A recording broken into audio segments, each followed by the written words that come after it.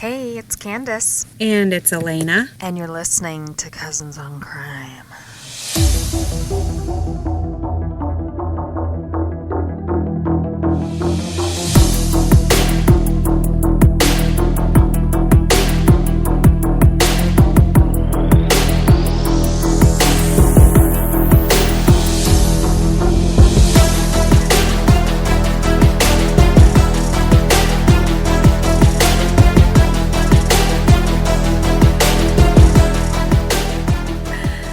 Okay, girl. That was spooky.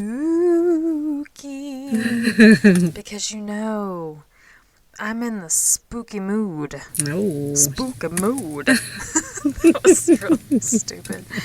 I have to show you this, Lena.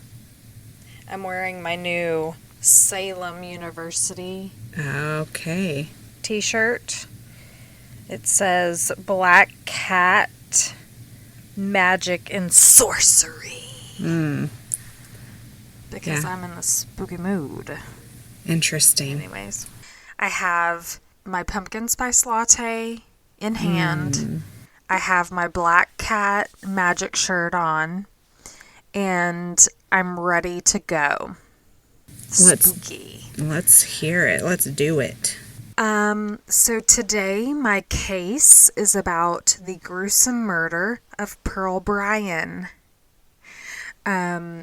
This one is tough. It's very gruesome, so trigger warning here. There's some talk of pregnancy and things like that, ending, and of course murder, and so here's a warning. Before I start, this is kind of stupid, but I just want to give you a quick geography lesson.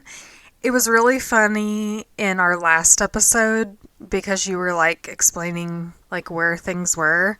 I'm not good at geography. So Oh, okay.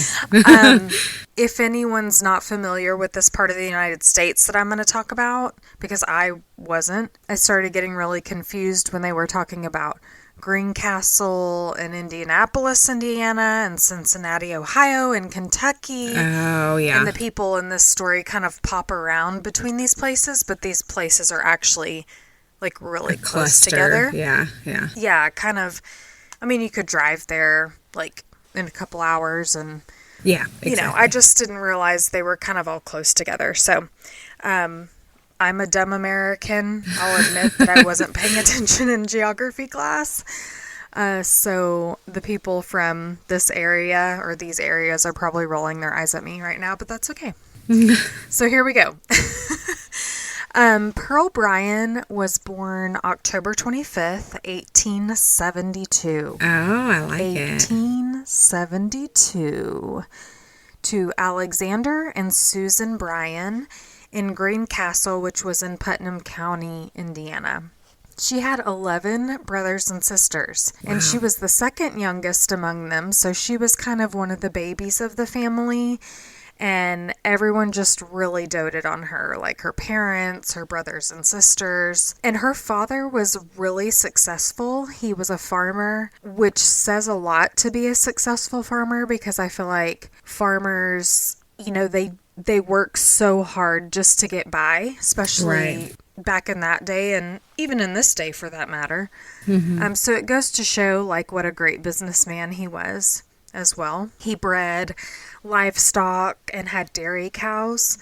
And her parents were really well liked in the community. They had a lot of friends, and by all accounts, they were a really happy couple with just good kids, And Pearl was really well liked by everyone too. She was a diligent student while she was in school, and she graduated with honors. You go, girl. Yeah. From Greencastle High School in 1892. With honors. Did I say that? With honors. She was really popular at high school. She had lots of friends, and she had many gentlemen who fancied her. Oh. But she was, she was uninterested in dating around.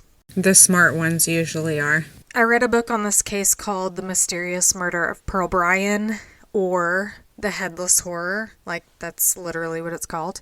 Oh, wow. And it's by an unknown author, which I find interesting. Oh. I have to read you this. It describes Pearl as, and I quote, Pearl, being the youngest, of a fine, voluptuous form, with a sweet, lovely disposition and manners, popular with all who were acquainted with her, cheerful and happy at times.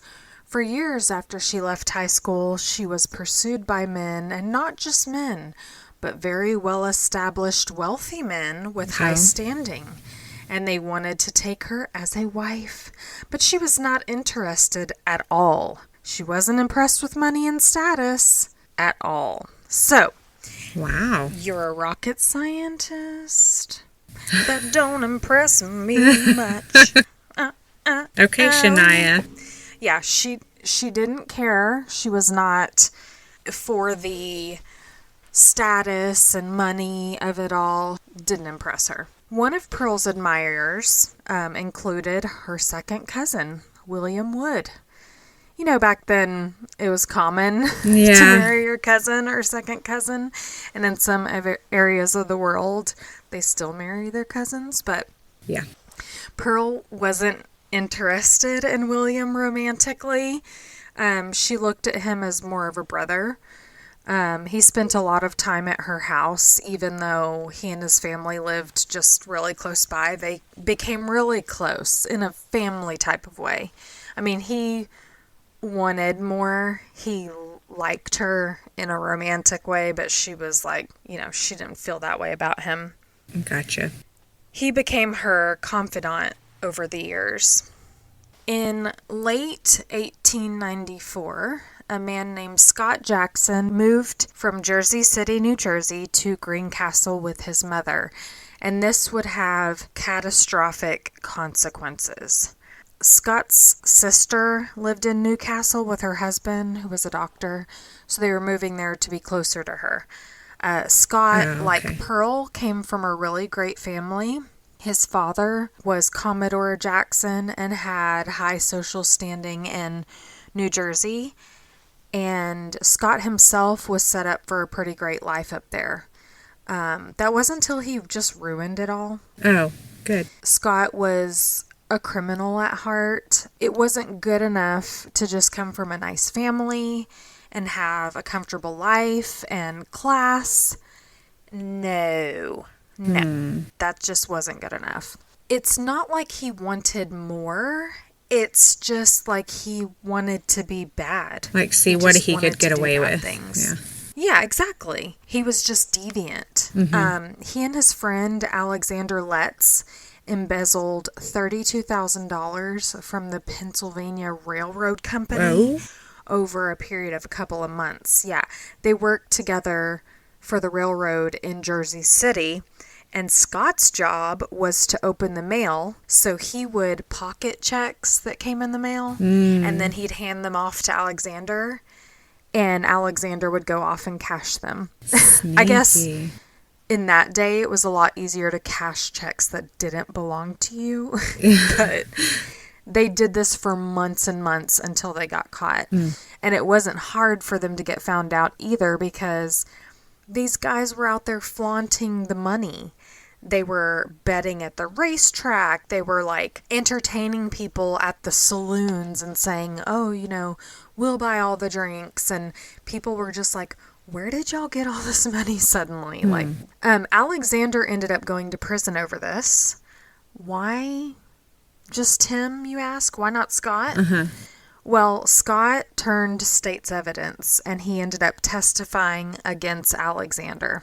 So he knew that they had overwhelming evidence against him, and he was like, if I cooperate, what are y'all gonna do? And so they just let him go on his merry way. Wow. And they put Alexander away for the crime.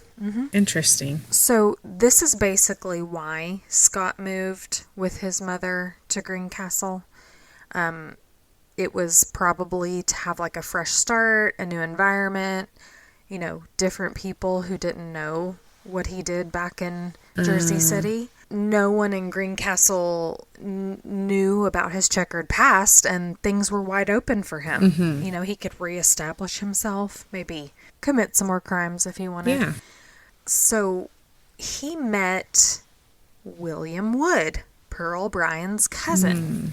He lived near Scott and his mother, and Scott began dental school in Indianapolis, which further made him seem like, you know, real stand-up guy to William. William came from a great family, and so he was like, yeah, this guy could be my friend. And so Scott kind of maintained this, like, nice reputation in Greencastle, but when he would go back to school up in Indianapolis, he would just be up to no good all the time. My goodness. Just being a wild child. And William would go up to Indianapolis and visit him, so he kind of got to know a different side of Scott. They would party, drink. They would party and drink. They would get with lots of women and just generally partake in an abundance of tomfoolery. And they would use fake names while doing all of this mess, too. Oh, man. And William was kind of just going along with Scott, but he did really have a good heart. He was just kind of, you know, when you have that friend who's just like, you're like, okay, when they cross the line, I'll step back, but for now, I'll just go with it. Yeah. As far as I saw in the reports, he didn't partake in anything that was criminal with Scott. Well, in the spring of 1895, William introduced Scott to his parents and his cousins, the Bryan family. And Pearl was looking, and she was a-liking. She liked what For she the saw. first time, like ever, she'd shown an interest in someone, and everyone noticed. Uh-oh. Everybody. There was just something about him that got her petticoat all in a twist. I mean, I don't know if she wore a petticoat. Probably. I don't know the attire of the day, but her dress and all the stuff underneath was all ruffled up. He was 7 years older than her, and he was described as being very handsome with a devilish grin and pale blue eyes. She fell all over herself for him. And Scott liked her too, but he ultimately liked himself best of all. And it was really one of those things that was like, oh, I kind of see her as an opportunity. Like, okay, this could lead to something to benefit me. It was never about her. Perhaps to climb the social ladder or get something else out of the relationship. I shouldn't even say relationship because she pursued him. He certainly wasn't intending on being very serious with her. But it wasn't long before they became physical, though, and it meant more to her than it did to him, of course. Sounds like it. The more they spent time together, the more Pearl fell in love with him. He'd pick her up in a horse and buggy that he borrowed from William, of course. And they'd go on rides together. And William started to see just how much she would fall under his spell. When he introduced the two of them, when William introduced Scott and Pearl to each other, he never expected her to fall in love with him because, like I said, she was smart and ambitious, and she really was focused on the substance of life, not men. Like, not most women, I would say, back in that day, it was really institutionalized. Like, okay, you graduate high school, you get married, you have kids. And she was really not like that at all. Yeah. And William was a little surprised too because he knew another side to Scott. He knew about his like deviancy and how he partied a lot. And so he was like, I'm surprised Scott is settling down with my cousin. But William just kind of kept tight-lipped about the fact that Scott was that way at school, and he didn't want to hurt Pearl. I mean, he thought maybe Scott's changed. Who knows? And the Bryans, Pearl's parents and her brothers and sisters, they really liked Scott. And they thought he was a gentleman of good stock. He came from a nice family, so he was really able to maintain that facade while he was in Schmooze them. Greencastle. Exactly. Pearl and Scott courted for months and spent a lot of time together, mainly, like I said, when he was in town, in Greencastle, when he wasn't at school. And she soon found out she was pregnant. Yeah. She was very ashamed. If you think about the 1800s, I mean, even these days, there's still a stigma around it. But she was like the perfect child. She felt like this was really going to tarnish her name and her family's name, really. And she turned to William because she thought, we're really close. I can trust him. He's friends with Scott, so surely he'll be able to give me some sound advice here. She expected that perhaps this would blemish her reputation for a little bit, but over time, people might move on. If her and Scott moved forward and got married, then people would kind of forget about how it all came about. Because from what I read, she really wanted the baby and she wanted to marry Scott and begin their lives together. However untraditional it may have been for the time. Right. When she told Scott of her pregnancy, he was not okay with it.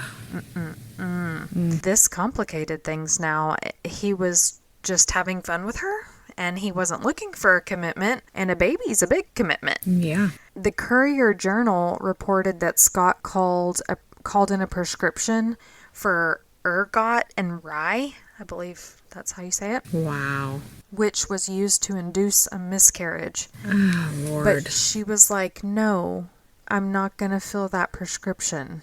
I'm not going to do that. She was heartbroken at this point because then she realized he didn't want to be with her and he didn't want her to have the baby. So Scott said, look, just come up here to Cincinnati and we'll figure this out together. Don't go.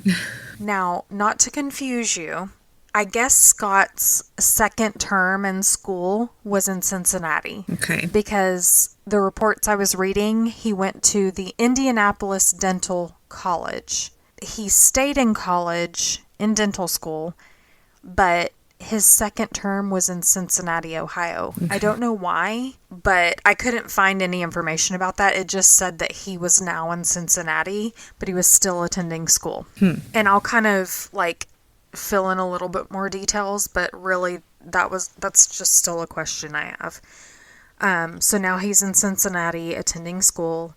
And so he says, just come up here to Cincinnati, tell your family you're going to visit friends in Indianapolis. Now, in Cincinnati, he had a roommate named Alonzo Walling by that point.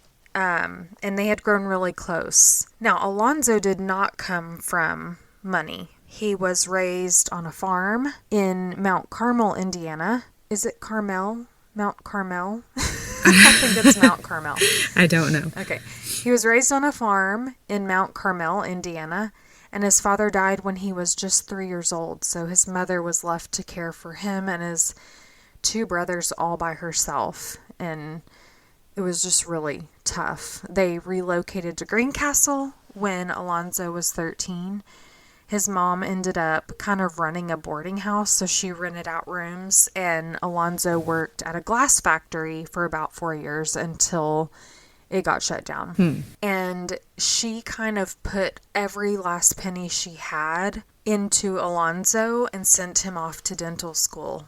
She was like, this is our Hail Mary. We've had a rough life. I just want you to be something. Wow. Which is really sad. Yeah. When you hear the ending of this story. But jeez. It was then that he went off to Indianapolis Dental College, and he met Scott Jackson. And he and Scott Jackson were not friends in that first term at school. They had a class together, but they didn't really know each other. And he said that once the semester was over, he didn't think about him again. Oh. They just, There was nothing remarkable basically about that.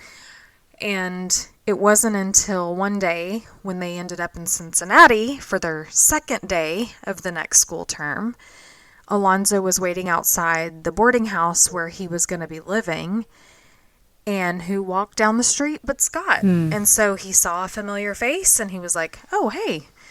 And that's when their friendship really began. Okay. Scott decided to live with Alonzo in that boarding house, and they began spending all of their free time together.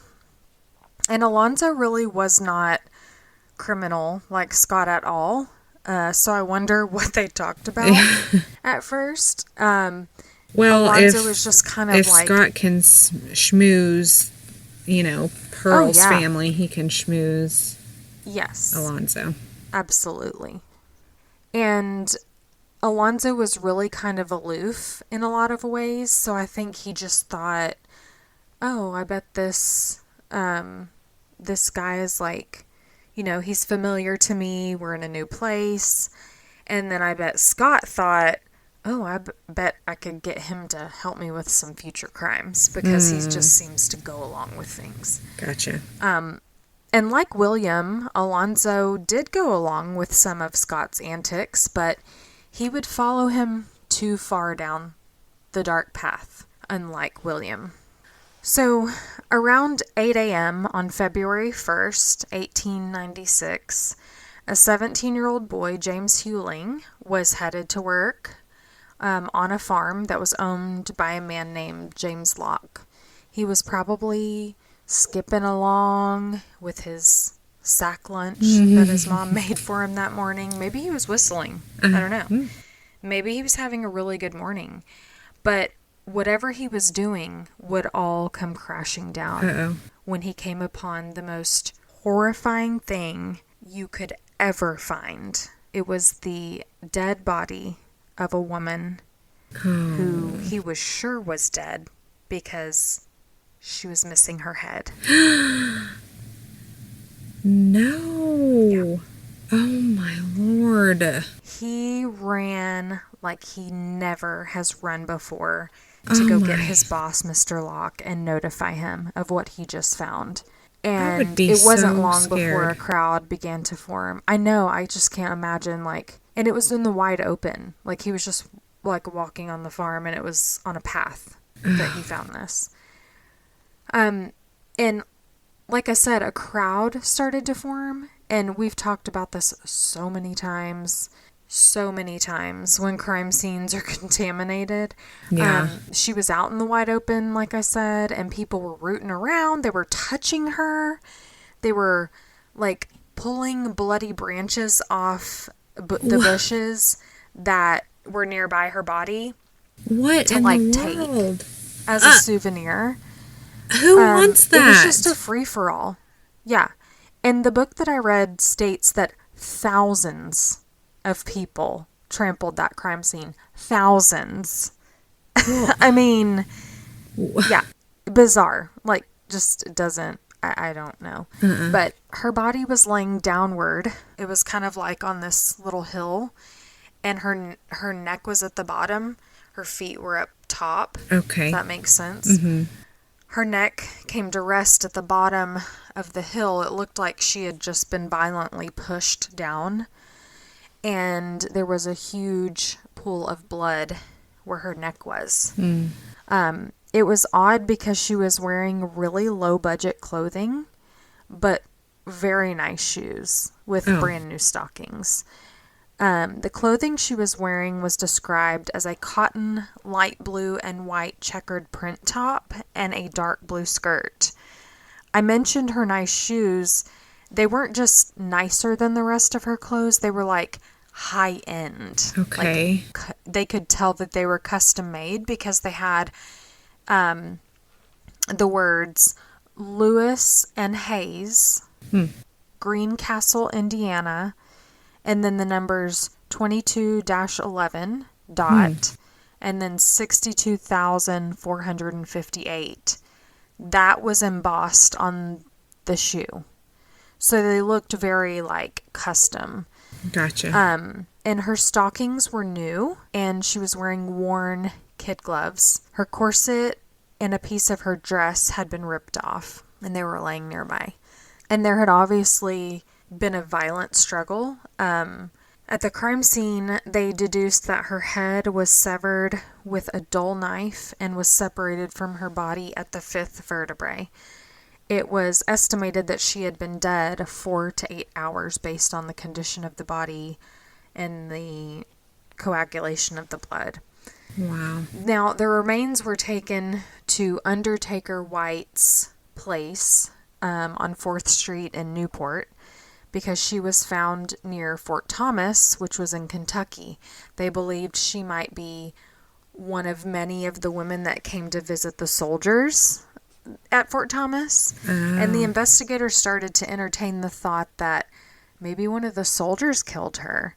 But the commander at the fort was like, you need to come look around because I don't want my troop to have that black cloud hanging over their heads. Yeah. Like, we need to just get this squared away right now. And so they did look into the soldier theory. They looked around the fort, and there was really no evidence to suggest that anybody there had any affiliation with this crime. They brought in some really well-trained bloodhounds that had solved upwards of 20 crimes. They took the dogs to the morgue to get a good sniff of the body. And the books said the dogs with noses close to the ground ran hither and thither in a confused manner.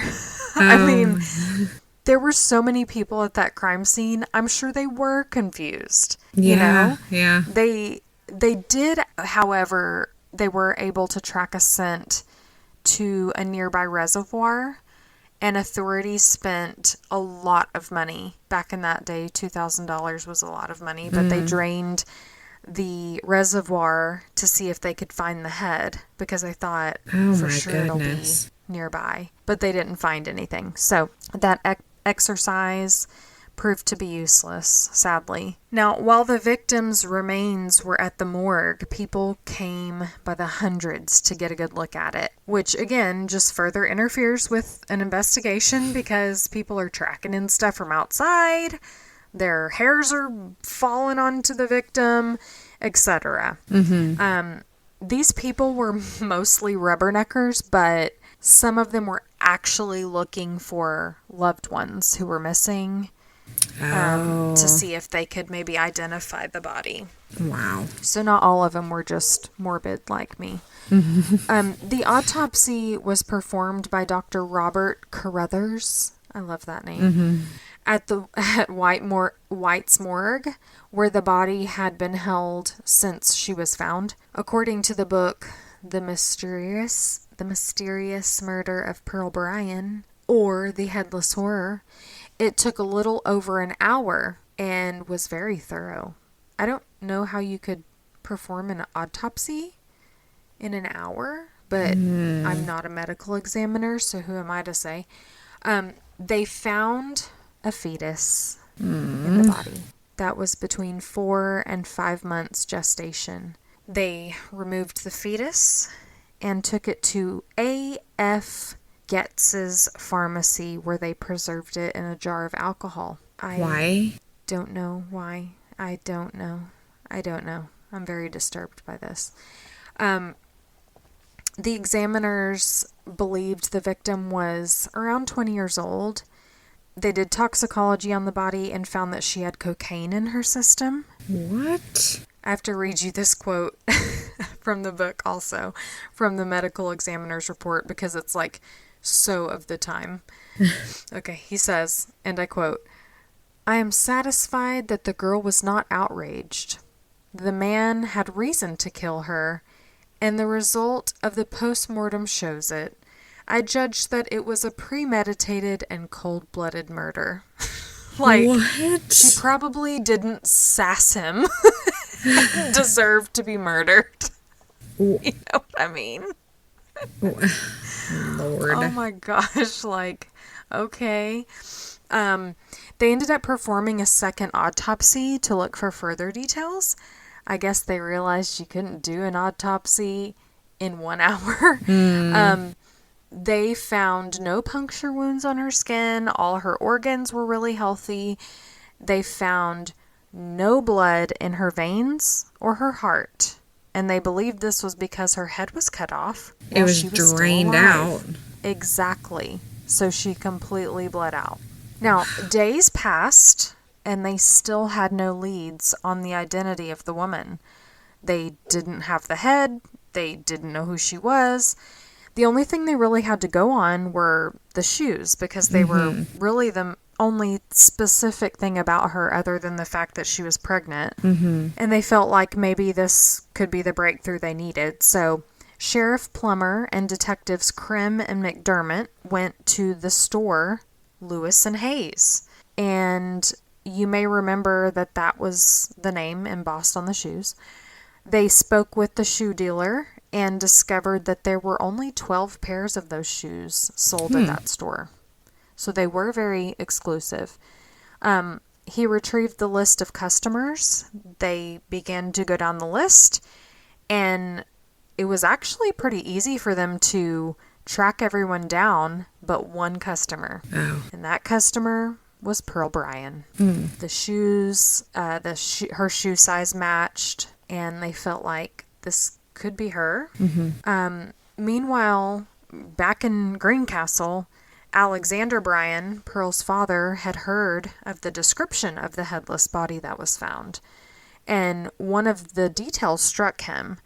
The victim's hands seemed like that of a seamstress, and there was a little wart on her finger. And he was like, that sounds a lot like Pearl.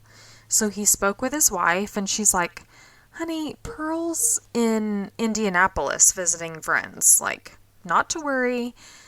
But her brother Fred kind of overheard this conversation, and he just got this bad feeling, you know, kind of like an older brother intuition kind of kicking in. So he sent a telegraph to Pearl's friends in Indianapolis, the ones that she was supposed to be visiting.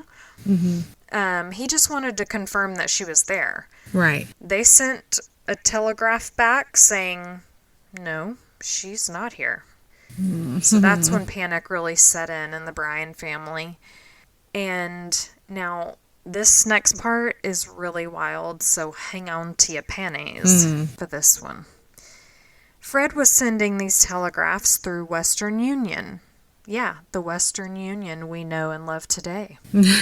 A man named A.W. Early was the Western Union manager, and he saw these telegraphs coming through about Pearl, and Fred was asking, was she there? Her friends were saying, no, she wasn't there.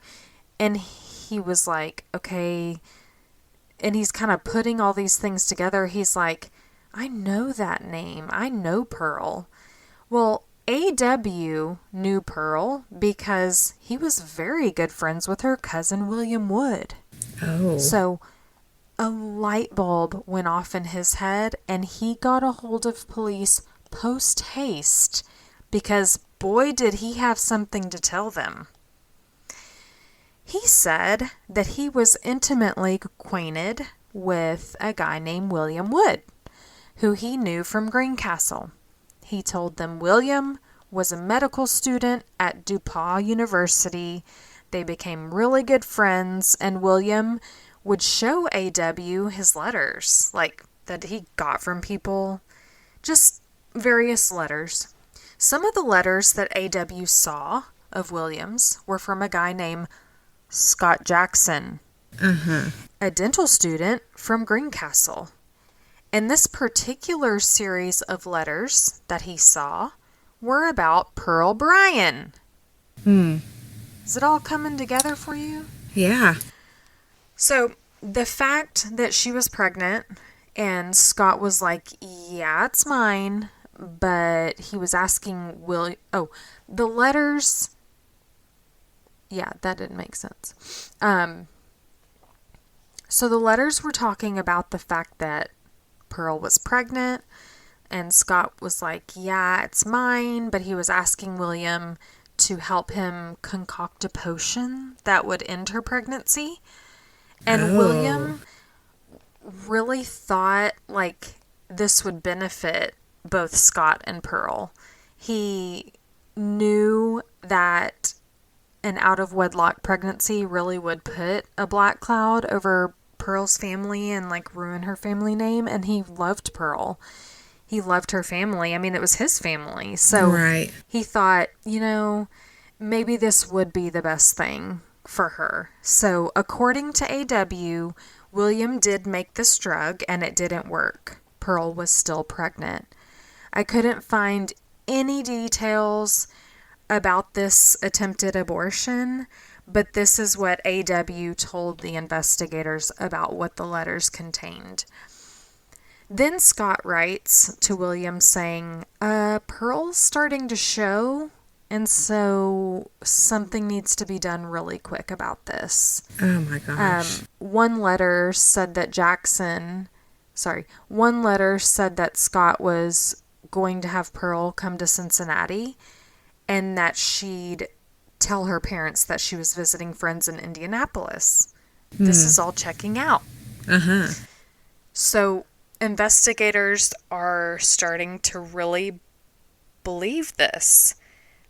They're like, we've got the shoes, the fact that Pearl was pregnant, the fact that she didn't, in fact, go to Indianapolis, but went to Cincinnati instead. And now we have a lead on a potential suspect. So detectives Grimm, McDermott, and Plummer sent out a telegram calling for the arrest of Scott Jackson and his presumed accomplice, William Wood. What? They tracked down Scott No. and detained him. And I thought this was interesting. They took him to the mayor's office for questioning. Don't know why. But Was that the mayor normal back interrogated. then? I don't know. Maybe. I don't know. But there's like a whole interrogation before they took him to the jail to be held.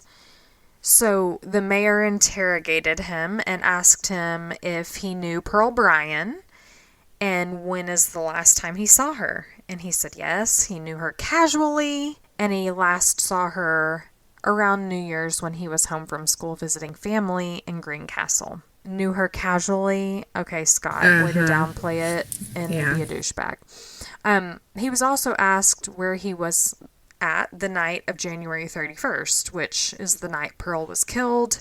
Remember, her body was found the next day, February 1st. He said, I must have been in my room. Must have. He said he ate. Okay. Yeah, must have. He ate dinner, he studied a bit, and he just stayed in his room. He didn't have anyone to verify that alibi. That's what he said. How convenient. He denied being nothing more than friends with her. Like, no, we're just friends.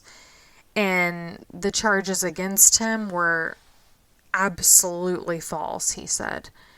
They ended up strip searching him, and they found some carriage tickets in his pocket. He was like, okay, I'm going to put that aside. 2 rather notable scratches on his arm. There was like one that was like 3 inches long, kind of deep, and another one that was like quite big next to it. And they found blood on his undershirt that appeared to be smudged, like he was trying to clean it off. Then one night at the jail, when he was being held there, he made a comment to one of the guards. He said, hasn't Walling been arrested yet? Why would Walling be arrested? Now, the guard said, why would Walling be arrested? And Scott was like, oh, no reason. And then he just stopped talking and stopped answering questions after that. What an idiot. So they went and detained Alonzo Walling because it just seemed like some beans were just spilled about maybe his involvement. Yeah, let's see what he has to say. Meanwhile, in South Bend, Indiana, William Wood was being detained. Exactly. Pearl's cousin and her confidant. But because apparently maybe he was involved too. Because the letters went to him. And Yeah, exactly. When Alonzo was questioned, he gave a full statement and he was able to fill in a lot of the gaps for detectives. He said that around Christmas time, just a month before the murder, Scott took him aside and said that he and William were in a bit of trouble with Pearl and she needed to be dealt with. He said he was going to kill her and then cut her into pieces and put her all over the place so no one would be able to identify her and it couldn't be traced back to him. wow. Even though Walling was not a criminal like Scott, he didn't seem to be really fazed by this proposition. He was like, okay. So a few days later, they're out with some friends who were medical students, and he's asking them, like, what's the best sort of poison to kill someone really quick? They're like, well, hydrocyanic or prussic acid, but that cocaine would work just as well and would be easier to get a hold of. Right. So Scott took himself down to the nearest pharmacy because, you know, in that day they sold cocaine at the pharmacy. Yeah, right. Wild.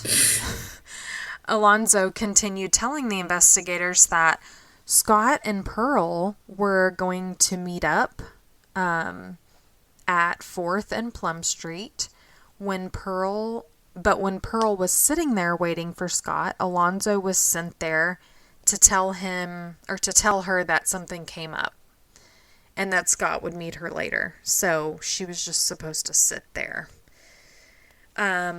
He said he wasn't there when Pearl was actually killed and her head removed. He just learned of the details afterwards. Oh, jeez. First, he said that he didn't know where her head was. Then another instance, in a more heated interrogation, he said that it was thrown into the sewer. But neither of those things panned out. My goodness. Meanwhile, Scott Jackson was elsewhere, being interrogated again, and he got wind that Alonzo had been arrested, and he was being interrogated, and he pinned it all on Alonzo. He said, no, Alonzo's the one who killed her. Scott said that William Wood was Pearl's lover and the father of her baby, and that he was the one who wanted Pearl killed. He said, William wrote to me asking if I'd help him. And Alonzo saw this letter and just volunteered. I'll kill her. Oh, my gosh. So William's statement to investigators when he was interrogated was that Pearl was head over heels in love with Scott, and that when Scott learned of her pregnancy, he was going to try and get her an abortion by any means. Ugh. And William shared this with Pearl, and this was the ultimate betrayal for her. But William convinced her it'd be for the best, and her family wouldn't have to know. And the detective seemed to believe William's account because there was nothing in the letters that really implicated William as far as his willingness to participate in something bad happening to her. He really was just going along with this whole abortion plot. For her good. Yeah, for her own good. Exactly. So they released William and focused on Scott and Alonzo because now they're like, okay, William, he has an alibi. He was home the whole time with his family. He wasn't even there, and there's really nothing there. But they had a lot on Scott and Alonzo.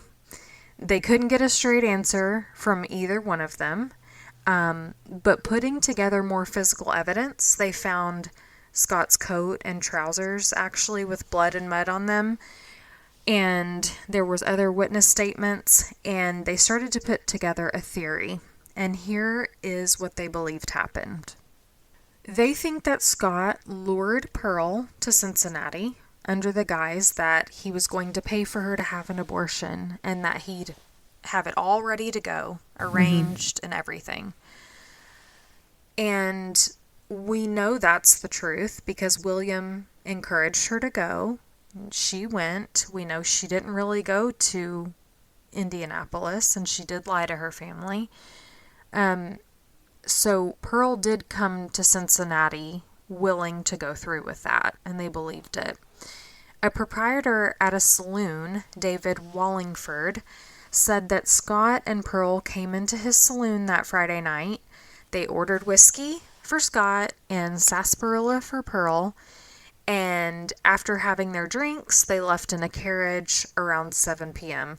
And he did mention that Alonzo at one point stopped by, which aligns with his statement that he was going to stop by and, tell Pearl he would meet her later and blah, blah, blah. Mm-hmm. Since the two autopsies never found any sort of puncture wound on the body, they believe the cocaine was administered in her drink at the time. Scott then hailed a cab, and he and Pearl went to Fort Thomas, where he slashed her throat, cut off her head, right there where she was found. He took her head away in a suitcase. Okay. And he wanted to put it somewhere where nobody would find it. Now, the next night, he went back to Wallingford's saloon. The manager said as much and said, I remember him coming back here, and he brought this small suitcase, and he said he distinctly remembers Scott putting it on the table in front of him, and the table kind of wobbled underneath, like he knew something inside of it was heavy. Oh, wow. So he made this, he was like, what's in there? Kind of made a joke to him. And Scott was like, oh, it's just my underclothes. And they kind of chuckled about it. It's not funny. Wallingford continued, and he said that Scott seemed a little worried about something that night. He sat there, had a drink. He said he had a headache, which, if you have a headache, go lay down, sir. Why are you drinking at the saloon? But they tracked down the suitcase because he left it there. And there was blood all inside the suitcase. But no head. No head. So detectives had all the evidence now. They'd put their theory together, but there were two things they really wanted. They wanted the confession, and they wanted Pearl's head. Yes, please. It was important to have that. It was important to her family to be able to bury her remains, all of them. And so in a last-ditch effort to button things up, they brought Scott and Alonzo to the morgue to view the body.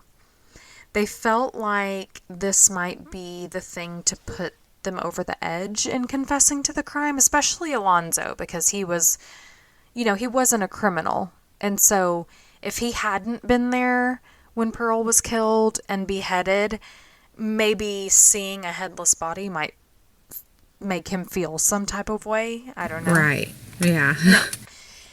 No. They both continued to deny their involvement, blaming the other.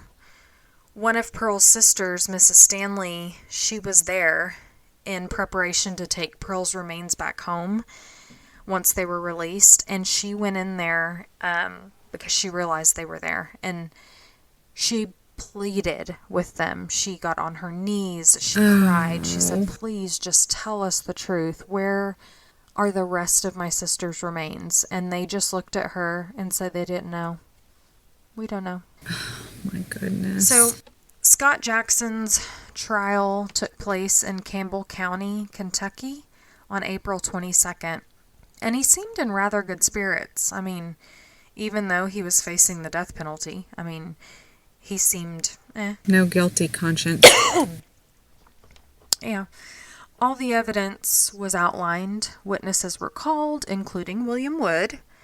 A letter was presented at trial written from Scott to William saying that he'd done something really bad and he wanted William to stand by him. Which is just further proof that William had nothing to do with it, because wouldn't he be more specific if he did? Right. The jury was convinced that Scott killed Pearl, and on May 14th, just 2 days after closing arguments, they found him guilty of murder in the first degree.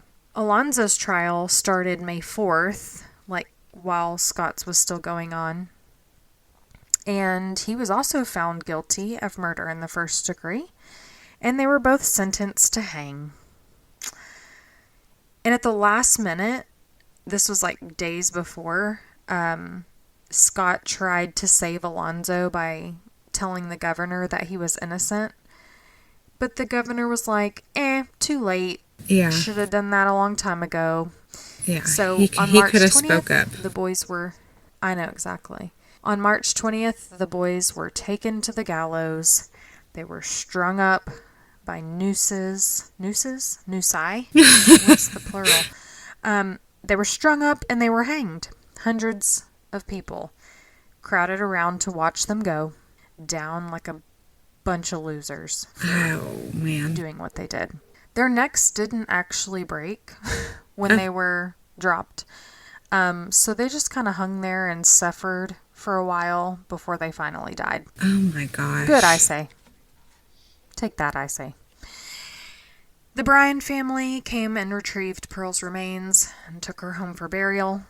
Pearl Bryan was buried in Forest Hill Cemetery in Greencastle, Indiana, right where she was born and raised, right where she belongs. She was dressed in a white silk dress with matching slippers.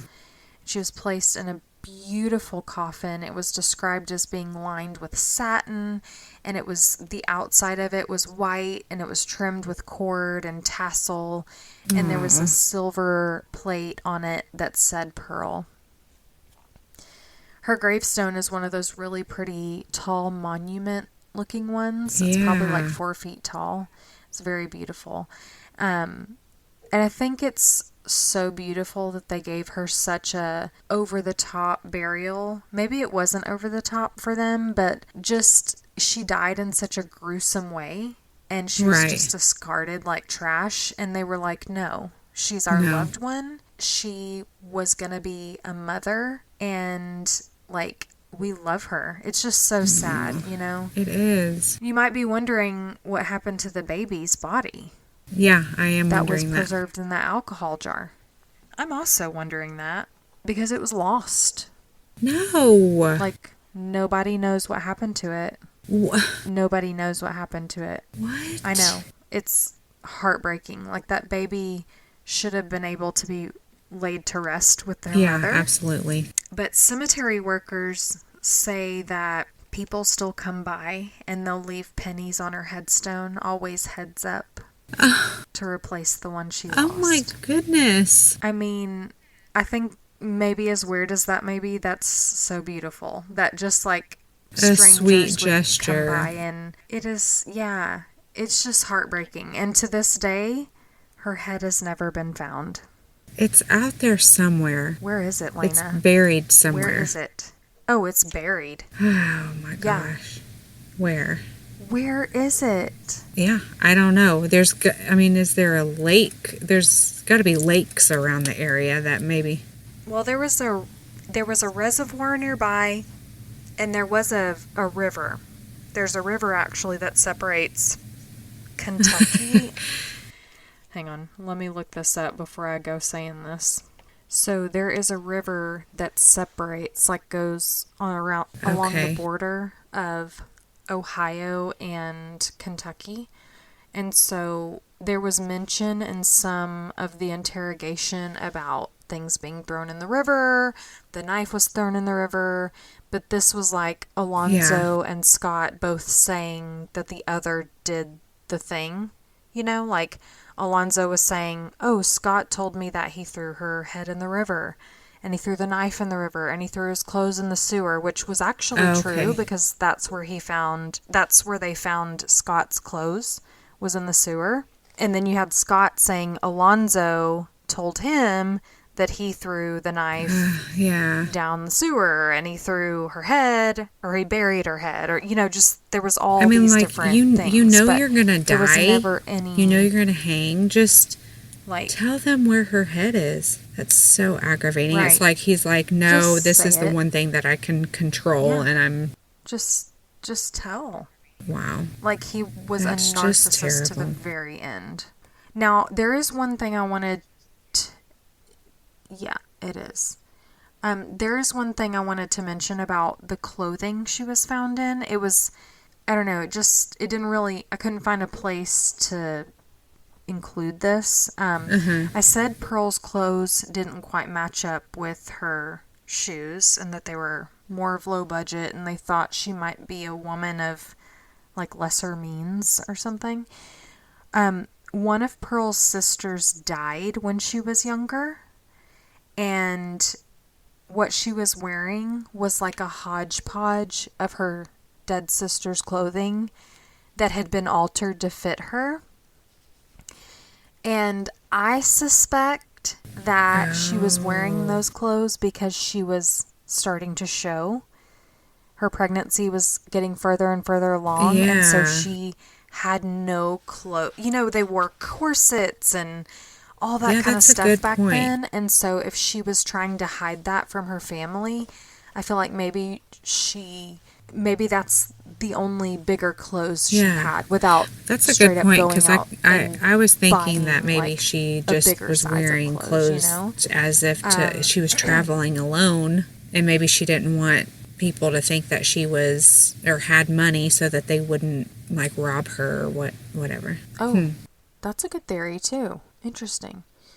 It's just one of those things that helped her family identify her body. She also had webbed feet, which was another identification. They were also able to identify a scar on her hand and a hairpin that was on her clothing. Well, I say good job to the investigators, because, I mean, that could have been one that was never solved. So good job on y'all. Exactly. And if you think about how quickly, in the grand scheme of things, they were able to put this together. She was found February 1st, and the men were hung in May. I mean, it was a matter of months. I mean, they really like tracked everything down. They worked really quick. And in that day, I mean, you're dealing with telegraphs, not like cell tower records or CCTV. Yeah, exactly. Stuff like that we have today. You had to be on your game. You had to and I feel like they were kind of set up for failure in the way that she was found out in the open. The crime scene was so contaminated, but thank God there was just really some good evidence in this case. Yeah. So there was a folk song written about Pearl's demise. I linked it in the show notes. I'd play it for you, but, you know, like copyright infringement and such. Yeah. But the last thing I want to say about this case, there have been tales of hauntings. You know, I gotta talk about this, as silly as it may be. Bobby Mackey's is a nightclub in Wilder, Kentucky. It's been open, it was opened in 1978, and the building used to be a slaughterhouse. They actually have a sign on the door that says that ghosts have been seen here and like enter at your own risk. People have claimed to have seen Pearl and Alonzo Walling's ghost there. One employee claimed that she unplugged the jukebox one night and it started playing the Anniversary Waltz song, which is not installed on the jukebox. Like, first of all, it wasn't plugged in. Second of all, that song ain't even on there. And they believed that was Pearl because she was a romantic and she still is looking for love in the afterlife. Pregnant women have said they have felt a presence while being there. I mean, pregnant at a nightclub, to each their own. Maybe Pearl's ghost was like, go home and put your feet up, girl. Yeah. Like, why are you here? I'm not sure why. I really don't get why the hauntings would be at this location, because the slaughterhouse has really nothing to do with the case or unless the her locations. Head is buried there. Lena! Dun dun dun. Lena. You are a genius. I didn't even think of that. I mean, when was it a slaughterhouse? This is why I keep you around. I know. I'm so smart. When was it a slaughterhouse? Was it a... I saw... No... Can I tell you something? Yeah. I've been working on this case for probably a month, like on and off, because I wanted to save this case for spooky season. Mm-hmm. I wanted to save this case because it's like there's a ghost story at the end. And not once in any of my research did I see the theory that maybe her head was like disposed of here at this location, and that's why. Well, why? Because why would people be seeing her ghost there? Right. You know what I mean? But also, why would they see Alonzo with her?